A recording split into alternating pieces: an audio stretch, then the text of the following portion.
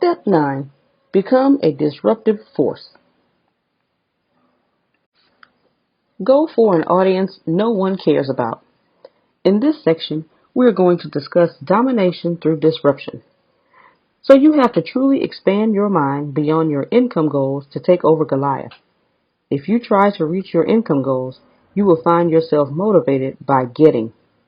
On the other hand, if you are interested in taking over the market and destroying its sleeping giants, you will be focused on giving value. And that's a great place to be in as a business owner. That said, if giving value was all it took to have the biggest corporation, Mother Teresa would have had the world's biggest charity. She didn't have it then. Her legacy never converted into an organization the size of UNICEF.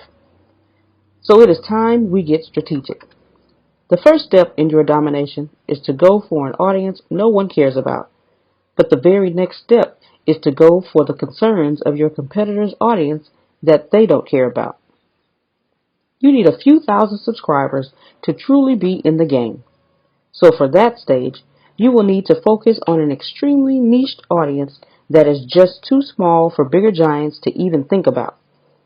Some of the examples are horror story listeners, the audience in the self-help subcategories like mindset development, and baking recipe viewers. Once you have a few thousand subscribers, you are going to expand your offerings and include a slightly broader range of content. For instance, instead of just baking content, you can have education on recipes about cooking Chinese cuisine and then French cuisine. Along the way, you will be collecting multiple extreme niches that no one cares about. Once you do have a substantial audience, like a few 100,000 viewers, you will need to look at your closest competitor. If you are in the podcasting space, you might be looking at Barstool Sports or even Spotify. In this, you cannot think small. When I say the closest competitor, I don't mean closest in size. I mean the closest in the type of content. So if you have a few indie films on your platform, you're going to look at Netflix. The next step is to Google their app or their website's name. This will bring up reviews and ratings. And here, I want you to sort the reviews by the most critical. Read thousands of one-star reviews to find out what content-related or tech-related concerns the platform's audience has. Make sure your platform alleviates those concerns and you are ready to start grabbing the Goliath's market share, David.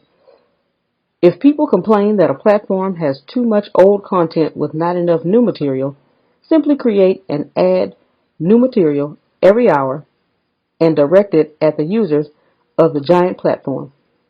The best part about competing with a giant is that his or her name is big enough that Facebook has an advertiser targeting option for it. Right now, you can advertise to people who like Netflix on Facebook.